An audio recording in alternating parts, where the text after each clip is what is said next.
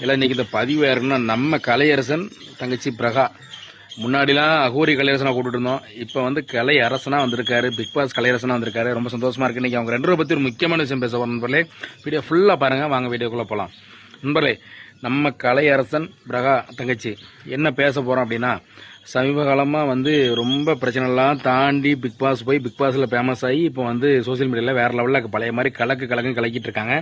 இப்போ என்னன்னு பார்த்தீங்கன்னா, கலையும் பிரகா அவர்களும் வந்து ஒரு சோசியல் மீடியாவில் ஒரு சேனலுக்கு இன்டர்வியூ போயிருக்காங்க. சரியா, பிரபலமான சேனலில் இன்டர்வியூ போயிருக்காங்க. இன்டர்வியூ போகும்போது அந்த ஆங்கர் வந்து கேட்காரு, விஜய் என்ன கேட்காருன்னா, கலை பிரகா நீங்கள் வந்து ஆரம்ப காலத்தில் கலையரசன் வந்து அகோரியாக இருக்கும்போது அவரை ஒரு வார்த்தை நீங்கள் சொன்னீங்க. அவரும் சொன்னார்.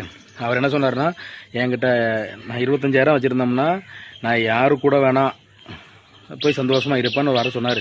நான் அதே இது நீங்கள் என்ன சொன்னீங்கன்னா, நீ இப்படி சொல்கிறல, எனக்கு இதே மாதிரி எனக்கிட்ட 25,000 கொடுத்து அது அந்த வார்த்தை நான் சொல்ல விரும்பலன்னு. ஏன்னா தங்கச்சி குடும்ப பிரச்சனை, நம்ம சொல்ல வார்த்தை வரல. தங்கச்சி அந்த மாதிரி ஒரு அவசரத்தில் ஒரு ஃப்ளோவில் அவசரத்தை சொல்லிருச்சு.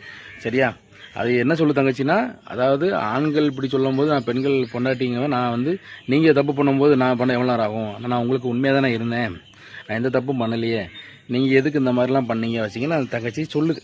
இப்போ அது பழைய கதை, முடிஞ்சு போன கதை.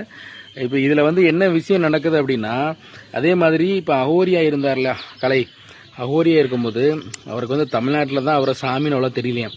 வெளி மாநிலங்கள் போயிருப்பார்லாம். வெளி மாநிலம்லாம் போகும்போது அகோரி கலையரசன் அவர்களை அகோரினே வருது, கலையரசன் அவர்களை அங்கே வந்து ஒரு அகோரி சாமியாக ஒரு குருஜி தான் சொல்லுவாங்களாம். அவங்கள வந்து இவருக்கு என்ன தேவையோ எல்லாமே அந்த மக்கள் வந்து செஞ்சாங்களாம். அப்படி ஒரு புகழ் பேரோடு அந்த பக்கம் இருந்தாங்களாம். தமிழ்நாட்டு மக்கள் தான் இவர் வந்து மதிக்கலை, ஒரு சாமியாக ஏற்றுக்கிடலை அப்படின்னு சொல்லியிருக்காங்க.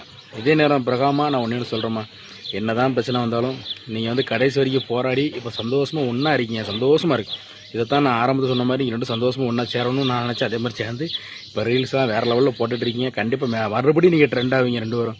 என்னோட சின்ன ஆசை என்னென்னா, நீங்கள் வந்து பழைய மாதிரி உங்கள் கலைத்துறையை நீங்கள் விடாமல் மக்களுக்கு கலையை சொல்லிக் கொடுக்கணும். அழிஞ்சிட்ருக்க கலையை, தமிழ்நாட்டில் அழிஞ்சிட்ருக்க கலையை, தமிழ் கலையை நீங்கள் வந்து மக்களுக்கு திருப்பி கொண்டு போய் சேர்க்கணும்.